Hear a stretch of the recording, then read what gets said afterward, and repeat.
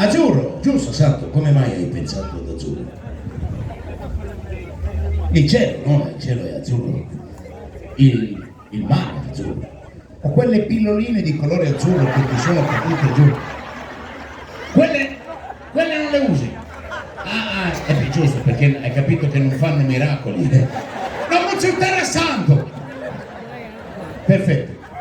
Azzurro.